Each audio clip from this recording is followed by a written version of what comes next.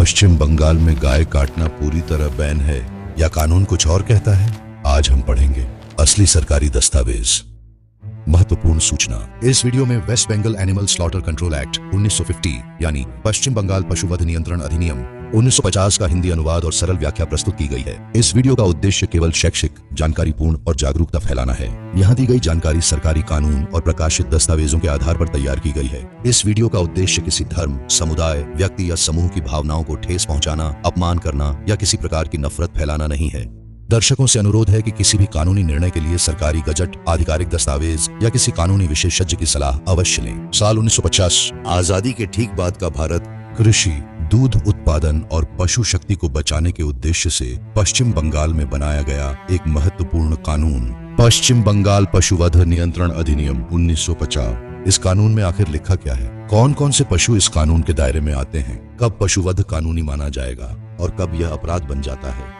आज हम इस पूरे कानून को, जो मूल रूप से अंग्रेजी में लिखा गया है, आसान हिंदी भाषा में समझेंगे। इस कानून का ओरिजिनल दस्तावेज मुझे काफी खोजबीन और मेहनत के बाद प्राप्त हुआ है। अगर किसी को लगता है कि मैं कोई गलत जानकारी प्रस्तुत कर रहा हूं, तो आप स्वयं सरकारी गजट वेबसाइट पर जाकर इसकी पुष्टि कर सकते हैं। इस वीडियो के डिस्क्रिप्शन बॉक्स में आधिकारिक लिंक दिया गया है। पश्चिम बंगाल पशुवध नियंत्रण अधिनियम 1950, पश्चिम बंगाल अधिनियम संख्या 1950, पश्चिम बंगाल विधानसभा द्वारा पारित, राज्यपाल की स्वीकृति प्राप्त होने के पश्चात 6 अप्रैल 1950 को कलकत्ता गजट में प्रथम बार प्रकाशित।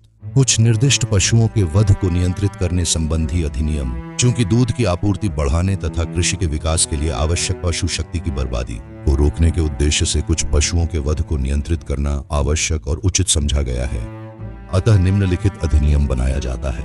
ए, संक्षिप्त नाम, विस्तार और प्रारंभ। इस अधिनियम का नाम पश्चिम बंगाल पशु वध नियंत्रण अधिनियम 1950 से होगा। 2, यह अधिनियम संपूर्ण पश्चिम बंगाल में लागू होगा। 3, राज्य सरकार राजपत्र में अधिसूचना प्रकाशित कर जिस तिथि को निर्धारित करेगी, उसी तिथि से यह अधिनियम प्रभावी होगा। पश्चिम बंगाल के विभिन्न क्षेत्रों के लिए अलग अलग तिथियां निर्धारित की जा सकती हैं। 2, अधिनियम का लागू होना। यह अधिनियम अनुसूची में उल्लिखित पशुओं पर लागू होगा। 3, परिभाषाएं। इस अधिनियम में जब तक विषय या संदर्भ से अन्यथा अपेक्षित न हो, यह पशु से अभिप्राय ऐसे पशु से है जिन पर यह अधिनियम लागू होता है। 2, कलकत्ता का वही अर्थ होगा जो कलकत्ता नगर पालिका अधिनियम 1923 की धारा 3 की उपधारा 11 में दिया गया है। 3, नगर पालिका का अध्यक्ष से अभिप्राय ऐसे व्यक्ति से है जो किसी नगर पालिका प्राधिकरण के कार्यों का संचालन करता हो, चाहे उसे किसी भी नाम से पुकारा जाए, और इसमें वह व्यक्ति भी सम्मिलित होगा जिसे इस अधिनियम के प्रयोजन हेतु नामित किया गया हो। 1, निर्धारित से अभिप्राय इस अधिनियम के अंतर्गत बनाए गए नियमों द्वारा निर्धारित से है। 5, पशु चिकित्सा सहायक शल्य चिकित्सक से अभिप्राय का कलकत्ता के बाहर एक पशु चिकित्सा सहायक शल्य चिकित्सक। ख, कलकत्ता के भीतर पश्चिम बंगाल सिविल वेटरिनरी विभाग का ऐसा पशु चिकित्सा सहायक शल्य चिकित्सक जो अपने अधिकार क्षेत्र में कार्यरत हो। 6, पशु चिकित्सा अधिकारी से अभिप्राय का कलकत्ता के बाहर एक जिला पशु चिकित्सा अधिकारी। खे, कलकत्ता के भीतर पश्चिम बंगाल सिविल वेटरिनरी विभाग के सुपरिंटेंडेंट ऑफ वेटरिनरी सर्विसेज मुख्यालय जो अपने अधिकार क्षेत्र में कार्यरत हों। 4, प्रमाण पत्र के बिना पशुवध निषिद्ध। ए, वर्तमान में लागू किसी अन्य कानून या प्रचलित प्रथा के बावजूद कोई भी व्यक्ति किसी पशु का वध नहीं करेगा जब तक कि उपधारा 2 या 3 के अंतर्गत यह प्रमाण पत्र प्राप्त न हो जाए कि वह पशु वध के योग्य है। 2, नगर पालिका के अध्यक्ष तथा पशु चिकित्सा सहायक शल्य चिकित्सक संयुक्त हस्ताक्षर से यह प्रमाण पत्र जारी कर सकते हैं कि कोई पशु वध के योग्य है, यदि वे दोनों इस मत पर हों कि पशु की आयु 14 वर्ष से अधिक है तथा वह कार्य या प्रजनन के लिए अनुपयुक्त हो चुका है, अथवा आयु, चोट, विकृति या किसी असाध्य रोग के कारण वह स्थायी रूप से कार्य या प्रजनन के योग्य नहीं रहा। 3, यदि नगरपालिका अध्यक्ष और पशु चिकित्सा सहायक शल्य चिकित्सक के बीच मतभेद हो तो मामला पशु चिकित्सा अधिकारी को भेजा जाएगा। यदि अधिकारी की राय में पशु वध योग्य है तो प्रमाण पत्र जारी किया जाएगा, अन्यथा अस्वीकार कर दिया जाएगा। 4, उपधारा 3 के अंतर्गत जारी या अस्वीकृत आदेश पर पशु चिकित्सा अधिकारी के हस्ताक्षर होंगे। 5, प्रमाण पत्र जारी करने से इनकार किए जाने पर संबंधित व्यक्ति 15 दिनों के भीतर राज्य सरकार के समक्ष अपील कर सकता है और राज्य सरकार उचित आदेश पारित करेगी। 6, राज्य सरकार किसी भी समय किसी कार्यवाही की वैधता या उपयुक्तता की जांच हेतु अभिलेख मंगवा सकती है और आवश्यक आदेश पारित कर सकती है। 7. इस धारा के अंतर्गत की गई कार्यवाही अंतिम मानी जाएगी और किसी न्यायालय में चुनौती नहीं दी जा सकेगी। 5. निर्धारित स्थान के अतिरिक्त पशु वध निषिद्ध। धारा 4 के अंतर्गत प्रमाण पत्र प्राप्त किसी पशु का वध केवल सरकार द्वारा निर्धारित स्थान पर ही किया जाएगा। 6. प्रवेश और निरीक्षण की शक्ति। 1. इस अधिनियम को लागू करने के उद्देश्य से नगरपालिका अध्यक्ष, पशु चिकित्सा सहायक, शल्य चिकित्सक या उनके द्वारा लिखित रूप से अधिकृत व्यक्ति किसी भी ऐसे स्थान में प्रवेश और निरीक्षण कर सकते हैं जहां इस अधिनियम के अंतर्गत अपराध होने या होने की संभावना का उचित कारण हो। 2. ऐसे स्थान का अधिभोगी संबंधित अधिकारी को प्रवेश की अनुमति देगा तथा पूछे गए प्रश्नों का उत्तर अपनी जानकारी और विश्वास के अनुसार देगा।